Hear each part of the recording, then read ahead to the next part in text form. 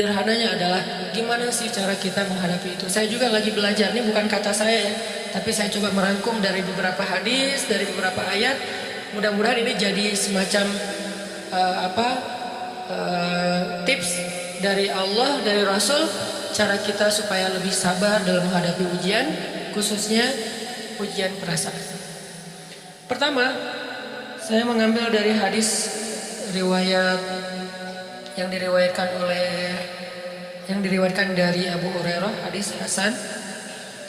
Nabi SAW mengatakan, "Ma yazalul bala'u bil mu'mini wal mu'minati fi nafsihi wa waladihi wa malihi hatta yalqallaha ta'ala wa ma alaihi khati'ah." Tidaklah seseorang selesai diuji, baik dia laki-laki orang yang beriman atau perempuan yang beriman, baik itu ujiannya terjadi pada dirinya atau melalui anaknya atau melalui hartanya, artinya ujian harta, ujian fisik, ujian perasaan, sampai dia bertemu dengan Allah dan dia tidak punya dosa. Apa maksud dari hadis ini? Ujian itu tidak akan berakhir kecuali kalau dosa kita sudah habis. Allah akan menguji kita terus untuk membersihkan diri kita dari dosa. Sehingga yang harus kita coba bangun awareness dalam diri kita kalau lagi diuji, Allah pengen membersihkan dosa saya. Sehingga kita ridho dengan ujian, bukan ikhlas ya. Kalau ikhlas ibadah, kalau ujian ridho, rela. Saya ridho ya Allah, walaupun ini berat. Saya ridho ya Allah, walaupun saya berharap Engkau beri jalan keluar. Saya ridho ya Allah, walaupun saya berharap ditolong oleh Allah. Tapi tetap ridho diberikan ujian itu, sambil berdoa diberikan jalan keluar, ditolong, diberikan keajaiban. Cuman gak mau mengeluh. Dan berdoa meminta jalan keluar bukan mengeluh, itu ibadah. Berdoa itu ibadah dalam Islam. Sehingga Allah suka banget sama hamba yang berdoa. Allah suka dengan hamba yang curhat. Nabi itu kalau lagi curhat, doanya aja bisa berjam-jam cuma doa doang tuh. Kayak hadis Aisyah pas lagi cemburu malam-malam kan, Aisyah lagi tidur, ini jatah malamnya Aisyah. Tiba-tiba dia nyari-nyari raba-raba, Nabi nggak ada, dicari di kamar mandi nggak ada. Biasanya Nabi sholat di sebelah Aisyah. Wah, curiga nih, jangan-jangan ke rumah si Fulan. Dicari ke rumahnya, ditelepon nggak aktif, mungkin lagi dicas, datang ke rumahnya. Ketuk pintu. Hafsah, Nabi di rumah kamu enggak? Enggak Aisyah, beneran. Cari ke rumah Sofia, Nabi di sini enggak? Enggak, beneran. Cari ke rumah Maria di sini enggak Nabi? Enggak. Kemana ya Nabi? Rumah istri-istri yang lain enggak ada. Pas balik ke rumahnya, ngelewat masjid, ngelihat Nabi lagi sujud di Masjid Nabawi, di mihrab. Dan Aisyah mendengar Nabi menangis sambil berdoa. Dan sujudnya itu seperti membaca satu juz Al-Quran. Dan itu isinya doa, nangis. Robbi. Jadi kalau kita katakan gak usah banyak berdoa sama Allah, malu. Justru Allah suka kepada hamba yang berdoa. Justru sebaliknya, kalau kita jarang berdoa atau enggan berdoa, buat Allah itu orang sombong. Allah gak suka hamba kayak gitu. Kamu gak butuh saya. Sama kayak kita lagi ada masalah, punya teman yang punya kelebihan harta, terus kita kayak bingung gitu nyari kesana kemari pinjaman, dia gak dikasih tahu. Pas dia tahu dari orang lain, dia ngomong apa? Kamu gak nganggap saya ya? Emangnya saya bukan teman kamu? Kok kamu punya masalah keuangan tapi saya gak dikasih tahu, malah saya tahunya dari orang lain? Tersinggung kan? Kalau teman kita aja tersinggung, apalagi Allah. Kamu punya masalah kok gak ngomong ke saya, wahai hambaku? Bukan berarti Allah gak tahu. Allah tahu, cuman Allah berhak, bukan ingin ya, berhak untuk dilibatkan. Allah berhak untuk dicurhatin. Allah berhak untuk dijadikan tempat kita untuk habis-habisan menangis dan melampiaskan masalah kita kepada Allah dalam bentuk curhat-curhat dan doa. Sehingga kalau kita berdoa, ya Rabbi, Allah langsung inni qarib, mendekat Allah kepada kita. Jadi teman-teman yang dirahmati Allah, kalau kita punya masalah, kita coba bangun awareness, oh Allah pengen membersihkan dosa-dosa saya nih. Terus kita berdoa, ya Allah bantu saya, ya Allah tolonglah saya, istighfar. Saya kadang-kadang ngerasa nih, kalau ada dosa, ada kesalahan, ada kekeliruan yang saya lakukan misalnya gitu, kalau saya nggak kuat istighfarnya, bentar lagi akan diuji sama Allah. Ujinya macam-macam, alhamdulillahnya ujiannya masih ketahan. Pasti diuji sama Allah. Kalau istighfarnya nggak kuat, taubatnya tuh nggak kuat, langsung diuji sama Allah. Dan saya langsung sadar, oh benar, berarti yang tadi ini lagi dihapus sama Allah. Perkencang lagi, perkuat lagi, istighfar. Kenapa? Karena kalau istighfar kita kuat, berarti kan dosa kita dihapus dengan istighfar ya. Otomatis ujian kita durasinya berkurang. Makin kuat istighfar, makin berkurang. Kalau istighfarnya udah mantap, udah selesai, Allah cabut tuh ujian kita. Diganti dengan kebaikan. Jadi teman-teman, kita coba sadari, oh kalau Allah menguji saya, memang saya banyak dosa. Sebelum kita mencari kambing hitam, nyalahin orang lain, sebelum kita marah kepada orang lain, kadang wajar kita marah kepada orang lain gara-gara ucapannya, komennya, teks dari dia, wajar. Tapi sebelum itu, marah dulu kepada diri kita atas dosa dan kesalahan kita yang baru saja kita lakukan, atau yang dulu kita lakuin dan belum benar-benar kita tinggalkan. Kalau kita ngerasa banyak dosa di masa lalu sebelum kita taubat, hijrah, berarti mungkin itulah alasan kenapa sekarang kita diuji setelah hijrah. Kenapa agak-agak harus jungkir balik setelah kita hijrah? Kenapa harus sedikit berdarah-darah setelah kita hijrah? Anggap aja itu untuk mengkifarat, membersihkan dosa-dosa kita yang telah lalu. Supaya apa? Supaya kalau kita pulang kepada Allah, kita pulang dalam keadaan bersih, dan itu pasti akan menjadi orang yang paling beruntung. Daripada nanti diberesin di akhirat, mending diberesin di dunia kan? Soalnya kalau diberesin di akhirat itu lebih berat. Akhirat itu perlakuannya beda dengan di dunia. Di dunia kalau kita salah akan dibalas oleh Allah. Kalau kita belum taubat, dibalas oleh Allah sama. Tapi di akhirat ukurannya beda. Sehingga heran ya, kalau ada orang yang merasa beruntung lolos dari hukuman dunia, dia pikir dia udah lolos dari hukuman Allah. Mending dia beresin deh di dunia daripada nanti di akhir berlarut-larut. Itu bahaya banget. Kalau buat saya pribadi, dan saya yakin teman-teman juga kayak gitu, nggak mau ada masalah di akhirat, mending masalah di dunia aja. Tapi masalah di dunia juga kita nggak mau berlarut-larut, pengen cepat dimudahin sama Allah. Caranya istighfar. Tidaklah Allah memberikan kepada kita ujian kecuali salah satu alasannya pengen menghapuskan dosa. Idza kathurat dzunubul 'abdi walam yakun lahu min amalin liyukaffiraha fabtalahu Allahu bil hazan liyukaffiraha. Kalau seorang hamba banyak dosa dan dia nggak cukup amal untuk mengkifarat dosa-dosanya, Allah akan menguji dia dengan rasa sedih, dengan rasa kecewa, dengan rasa berat, sakit hati untuk mengkifarat dosa-dosanya. Itu yang kita bangun, sehingga kalau ada masalah sama orang lain, kita memperbaiki diri dulu. Bukan sibuk dengan kesalahan dia terus-menerus yang gak mau kita maafin. Misalnya ada teman kita nih, jadi clash sama kita. Hal pertama yang kita bangun, astagfirullahaladzim, saya banyak dosa nih. Tapi kan yang salah dia, ya. Tapi mungkin dia gak akan mengatakan kalimat itu, gak akan bersikap kayak gitu kalau kita gak punya dosa. Allah sengaja mengutus dia untuk menguji kita lewat kata-katanya, lewat perilakunya, karena kita punya dosa. Jadi penyebab pertama diuji itu bukan teman kita yang salah, itu penyebab kedua. Memang dia salah, dan itu harus kita akui, realistis lah. Dia salah, dia nggak pas, dia nggak bijak, dia apa? Oke. Tapi yang mentakdirkan dia salah kepada kita, Allah Subhanahu Wa Taala. Kenapa Allah takdirkan gitu? Karena kita masih punya banyak dosa. Allah kirim kita ujian, bisa manusia, bisa alam, bisa dalam diri kita sendiri. Itu semuanya adalah cara Allah untuk menguji kita dan membersihkan dosa-dosa kita. Ini yang kita bangun pertama. Yang kedua, kata Nabi di dalam hadis Bukhari, "May yuridillahu bihi khairan." Yang terkenal kan yufaqihu fiddin, itu yang terkenal. Ternyata ada dua modelnya. Ada may yuridillahu bihi khairan yufaqihu fiddin. Siapa yang Allah pengen kasih dia kebaikan agama, Allah akan buat dia mengerti halal dan haram. Itu berarti Allah sayang sama dia. Ini satu model hadis. Ada model yang kedua, mirip redaksinya. May yuridillahu bihi khairan yusib min. Hadis Bukhari. Siapa yang Allah pengen ngasih dia kebaikan, Allah uji. Hah? Kok gitu caranya? Ternyata kayak gitu rahasianya. May yuridillahu bihi khairan, siapa yang Allah pengen ngasih dia kebaikan, Allah kasih dia musibah atau ujian. Kenapa bisa seperti itu, Ustaz? Fa inna ma'al usri yusra, inna ma'al usri yusra. Seolah-olah Allah bilang di dalam ayat itu, Kalau kalian mau dapat kemudahan, biasanya lewatnya kesusahan dulu. Kalau kalian pengen dapat keberuntungan, biasanya dapatnya kerugian dulu. Tapi keberuntungan dan kerugiannya pasti nggak sebanding. Keberuntungannya jauh lebih besar daripada kerugiannya. Kerugian itu kayak modal doang, DP. Jadi kalau kita mau dapat kejutan dari Allah, Allah kasih kita DP. DP-nya apa?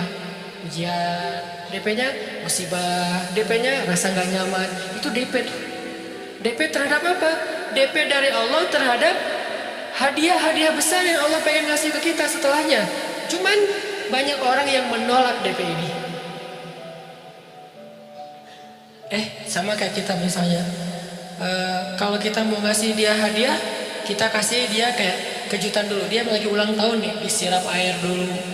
Setelah itu dikasih hadiah-hadiah yang mahal. Rela nggak disiram air demi hadiah? Rela, udah siramin lagi aja. Kalau setelahnya ada hadiah. Yang kita nggak rela, kalau setelah disiram disuruh bersih-bersih sendiri dan gak dikasih apa-apa, kan gak rela tuh. Berarti ini bab iman. Yakin gak kalau Allah tetap ngasih hadiah? Kan sabar dan iman itu ternyata tahu aman, kembar. Kalau kita yakin Allah ngasih hadiah setelah ngasih kita DP ujian, ya kita akan sabar. Gak apa-apa deh, ntar lagi mau dikasih hadiah, digini-giniin juga gak masalah. Dibully, diapain sama Allah, biarin aja. Ya Allah saya sabar, kan ntar lagi mau dikasih hadiah nih. Ini masalah yakin. Tapi kalau kita gak yakin, apa sih maunya Allah gitu kan? Begitu kalimat ini keluar, maka yang muncul setelahnya adalah mengeluh, berputus asa, dan gak akan sabar menghadapi ujian. Ujian, kata Nabi, may yuridillahu bihi khairan, siapa yang Allah pengen kasih hadiah, siapa yang Allah pengen kasih kejutan, siapa yang Allah pengen kasih pertolongan, siapa yang Allah pengen kasih kebaikan, yusib min, Allah akan uji dia dulu. Ini sunnatullah. Sehingga kalau kita lagi diuji, yang kita lihat jangan ujiannya, apa setelah itu. Gimana ngelihatnya Ustaz? Gak kelihatan? Dengan mata hati. Istafti qalbak, tanya kepada hatimu, kelihatan gak? Dengan mata hati. Gimana ngelihat dengan mata hati? Dengan iman. Saya percaya Allah pasti ngasih kebaikan setelah ini. Orang Allah sendiri yang ngomong, gak ada satu huruf pun di Al-Quran yang salah. Apalagi satu ayat, apalagi dua ayat. Fa inna ma'al usri yusra. Ditegesin lagi, inna ma'al usri yusra. Tapi usr dulu, baru yusr. Dikasih kesusahan sedikit, dikasih kemudahan yang banyak. Dikasih kesusahan sedikit, dikasih kemudahan yang banyak. Ini yang kita coba bangun, tajdidul iman. Bangun memperbarui yakin. Sehingga ketika kita diuji, sedih, wajar. Mengaduh sedikit, bukan mengeluh ya. Kalau mengeluh kan nyalahin Allah. Kalau ngaduh, yang namanya orang dicubit kan, itu ngaduh. Tapi kalau apa sih maunya Allah? Nah itu ngeluh. Antara mengadu dengan mengeluh berbeda. Mengaduh itu manusiawi. Sedih itu manusiawi. Air mata bahkan bukan hanya manusiawi, itu rahmat dari Allah. Orang yang nggak bisa menangis itu yang bahaya. Kalau kita masih bisa menangis, berarti kita masih peka hatinya. Bukankah anak kecil paling sering menangis? Berarti hatinya peka. Siapa lagi selain anak kecil yang paling sering menangis? Cewek. Cowok itu emang gak punya perasaan, makanya jarang nangis. Cewek dikit-dikit nangis, jangan bilang, wah cemen banget sih nangis, apa, cengeng apa. Enggak, karena dia perasaannya lebih peka dari kita. Itulah kenapa Allah menitipkan bayi kepada perempuan. Kalau dititipin ke laki-laki, hancur. Di balik kepekaan perempuan, di balik sensitifnya perempuan, di balik perasaannya yang luar biasa, di situ Allah Subhanahu wa taala menitipkan amanah, dia yang paling baik dalam merawat bayinya. Perempuan secara umum mungkin lebih banyak bicara daripada laki-laki ya. Walaupun ada orang yang perempuan pendiam banget, ada yang nggak ngomong sama sekali, misalnya diem-diem aja, ada. Tapi secara umum perempuan lebih banyak berucap daripada laki-laki. Emangnya ini kekurangan? Bukan. Ini kelebihan. Kalau dia berikan itu dalam hal yang tepat. Apa yang tepat? Mendidik anak. Justru karena perempuan banyak ngomong, lebih baik dalam mendidik anak daripada laki-laki. Laki-laki itu kurang mendidik, kurang mengedukasi kepada anak dengan usia tertentu, karena dia jarang memahamkan. Salah hanya marah, salah hanya ditegur. Kalau ibunya jelasin, nah gini sebelum tidur ibunya yang ceritain banyak cerita. Saya sendiri ngalamin. Sering mana seorang ayah sama ibu interaksi sama anak dalam bentuk verbal. Sering ibu. Jadi menangis itu rahmat dari Allah. Gak apa-apa, nangis aja. Dan itu tidak disebut mengeluh. Kamu kok nangis sih? Kan orang Islam harus sabar. Emangnya nangis dengan sabar itu bertolak belakang? Sabar tetap sabar ya, nangis jalan aja terus nangis. Nangis apa pakai nangisnya nggak cuma nangis doang, emotikonnya juga nangis, berderai-derai gitu. Sampai air matanya menggenang gitu kan ya. Boleh lah. Ditambah lagi dengan visual menangisnya. Posting bahwa dia lagi tertusuk duri dengan postingan kaktus atau apalah. Dia pengen share ke semua orang bahwa saya sedang sedih. Sehingga nanti ketika ada orang yang menghibur dia dengan sedikit kata-kata yang sabar ya segala macam, wah makin berderai-derai. Itu belum jadi. Kecuali dia keluarkan kata-kata mengeluh, baru dia disebut orang yang banyak mengeluh, berputus asa. Kalau mengadu wajar. Walaupun ada nabi udah diuji berat gak mau mengadu, apalagi ngeluh. Zakaria digergaji mengadu aja enggak. Kenapa? Karena kata malaikat kalau kamu mengadu sedikit aja, maka Allah Subhanahu wa taala akan menghancurkan kaum ini. Dia kasihan kepada kaumnya, enggak mau mengadu. Satu-satunya orang yang kita tidak boleh mengadu hanya orang tua. Atau itu mengeluh kalau untuk orang tua. Kalau yang lain enggak disebut mengeluh. Kalau ke teman, malas enggak apa-apa. Jangan sering-sering tapi. Apaan sih? Ke teman boleh. Tapi ke orang tua, saja itu bukan lagi mengadu, itu sudah mengeluh. Khusus untuk orang tua. Kalau diantara manusia. Kalau kepada Allah dan Rasul, pastinya lebih dari itu. Ketika kita diam saja, tidak langsung beranjak sami'na wa ata'na labbaika ya rabbi wa sa'daik, enggak memenuhi panggilan Allah, itu sudah disebut bagian dari kufur ingkar. Tapi minimal kita mungkin masih mengadu, kita masih menangis, kita masih lelah, kita masih merasa lemah. Setidaknya kita tidak mengeluh. Kenapa? Kita percaya Allah kalau mengasih hadiah kepada hambanya, DP-nya itu ujian. Dan yakinlah hadiahnya minimal 10 kali lipat lebih baik daripada ujian itu. Minimal, karena nggak ada amal soleh yang dibalas di bawah 10 kali lipat tuh nggak ada. Amal soleh, amal ya bukan niat. Amal yang udah kita kerjakan minimal dibalas 10 kali lipat. Minimal, maksimalnya bighairi hisab, tanpa batas. Bighairi hisab, tanpa batas. Ada yang 700 kali lipat kayak sedekah. Tapi tetap aja ayat sedekah di akhirnya ujung-ujungnya apa? Bighairi hisab juga kan? Berarti sedekah itu minimal dibalas 700 kali lipat minimal. Kalau kita yakin. Selalu syaratnya kalau kita yakin. Dan saya ngebuktiin itu banget. Saya pernah ngalamin lagi jalan-jalan di sebuah kota yang ada becak kayunya, becak sepeda gitu ya. Jalan terus saya bilang berapa ongkosnya? 20.000. Udah naik aja 20.000. Karena kita keliling-keliling kota, ternyata saya jadi kasihan sama dia 20.000. Kasihan kan 20.000 dibayar keliling kota, walaupun pas mampir beberapa tempat mungkin dia dapat tips ya. Tapi saya nggak tega gitu, dia cerita tentang anaknya lagi sekolah apa segala macam, makin bikin baper kan. Pas selesai saya kasih dia 100.000. Dari 20.000 dikasih 100.000 karena kasihan. Dan saya yakin nggak mungkin sedekah itu sia-sia. Kan Nabi bersumpah kan, demi zat yang jiwaku di dalam genggamannya, tidak berkurang harta karena sedekah. Demi Allah kata Nabi, nggak berkurang harta karena sedekah. Berkurang harta karena belanja? Ya. Berkurang harta karena pacaran? Banget. Modal banget kan? Apalagi buat cowok. Tapi berkurang harta karena sedekah? Nggak mungkin kata Nabi. Demi Allah nggak berkurang harta karena sedekah. Berkurang harta karena istri? Nggak. Karena memberi kepada istri itu pahalanya lebih gede daripada sedekah. Makanya ngemodalin pacaran setelah nikah itu tumbuh berkah. Modal pacaran sebelum nikah itu hapes. Jadi kalau pengen modal nih, ngemodalin cewek, traktir, ngapa-ngapain, bayarin, jangan sebelum nikah. Sebelum nikah jadi orang pelit aja, nggak apa-apa. Tapi setelah nikah, jor-joran ngasih, apalagi yang, bayarin semuanya. Kenapa? Pahalanya lebih gede daripada sedekah. Bahkan lebih gede daripada infak fi sabilillah. Seorang suami memberi nafkah istri, itu pahalanya terkadang lebih besar daripada kita berinfak untuk fi sabilillah, untuk korban perang. Saya heran kalau ada orang sedekahnya rajin tapi ke istrinya kikir, aneh, berarti dia nggak ngerti konsep. Padahal memberi kepada istri itu selama itu kebutuhan pokok ya, dan sedikit entertain, nggak apa-apa asal nggak berlebihan, itu luar biasa. Makanya saya kalau jalan sama istri yang yang mana itu yang Oni suka, oh ya Oni suka, kasih aja, kenapa minta ini, kasih selama ada kan, kenapa nggak dikasih kan ya, nanti Allah ganti. Makin rajin kita ngebayarin istri kita, ngebelanjain istri kita, makin Allah ngasih yang kita nggak pernah duga-duga, sampai istri kita cemburu sama kita, kok kamu duitnya banyak banget sih, kan gara-gara aku sering ngasih ke kamu. Ya udah sini lain lagi, mau ditransfer berapa gitu kan ya.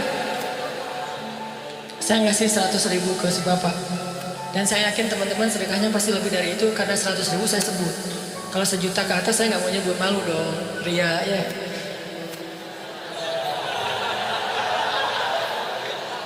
Sebenarnya nggak pernah sih. 100.000 deh, karena kan kecil, saya kasih 100.000. Ternyata begitu saya kasih 100.000 dia doa. Nah ini nih pentingnya sedekah ke orang yang membutuhkan tapi nggak minta-minta, dia tulus. Dia langsung doa, ya Allah Pak, mudah-mudahan rezekinya lancar, berkah, bertambah, dan segala macam, bahagia keluarganya. Doa-doa ini semuanya dikabulkan dalam hitungan hari. Pertama, bertambah bahagia rumah tangganya, dapat kecupan dari istri. Dia nganggap suami saya cowok banget sih, mulai satu nih. 2, demi Allah, selang 15 jam nggak, kalau nggak salah, karena waktu itu malam, besok paginya ada orang yang ngejar-ngejar saya pengen ngasih hadiah. Ustadz, saya pengen ketemu Ustadz. Maaf saya nggak bisa ketemu sekarang, lagi rush, lagi tight schedule, gitu-gitulah, sosok gaya nggak jelas gitu ya. Terus Ustadz saya pengen banget ketemu, dia nggak ngomong pengen ketemu apa. Kalau dia bilang mau ngasih duit kan langsung saya prioritaskan kan ya. Berhubung dia nggak ngomong, ya udahlah, saya sosok jual mahal gitu. Tapi yang namanya rezeki kan gimana kita tolak, dia datang kan. Saya nolak, pokoknya sebentar aja, 5 menit nggak akan ganggu waktu Ustaz. Ya udah besok pagi ya pas breakfast gitu, pakai gaya-gaya dikit breakfast. Pas breakfast, oh ya siap Ustaz, jam berapa? Jam 8. Udah janjian jam 8. Mungkin orangnya nih dengar live streaming, Pak jazakumullah khair jaza. Makasih banyak, mudah-mudahan Allah tambahkan rezekinya. Terus beliau besok mau flight ke luar kota jam 8. Akhirnya ngubungin lagi malamnya, Pak Ustaz maaf nggak bisa ketemu besok karena saya jam 8 itu jadwal terbang. Oh ya udah nggak apa-apa, seneng dong saya nggak jadi ketemu kan. Tahu gitu kan nyesel saya tuh, seneng. Besok pagi jam 6, Pak Ustaz alhamdulillah ya, ternyata penerbangan saya di delay ke jam 11. Allah delay penerbangannya demi ngasih rezeki buat saya. Kan luar biasa kan. Ini hikmah kepedean saya, kegeeran kepada Allah gitu. Di delay demi saya. Kan kadang-kadang GR ya di depan Allah ya. Robbi akraman kan gitu ayatnya. Allah memuliakan saya dengan istighfar tetap. Akhirnya saya bisa ketemu Ustaz. Saya nggak baca WA-nya, terlambat baca, baru baca jam 8. Dia udah mulai agak putus asa, kayaknya nggak mungkin ketemu nih. Jam 8 pas saya baca, ternyata orangnya nggak di delay. Udah saya balas, ya udah sekarang saya tunggu ya jam 9, maaf cuma sebentar, nggak apa-apa Ustaz 5 menit. Datang dia, datang ngasih apa? Ngasih duit 200 juta. Demi Allah, cuman berselang beberapa jam saya tolak-tolak. Tahu gitu Pak, datang malam ini aja.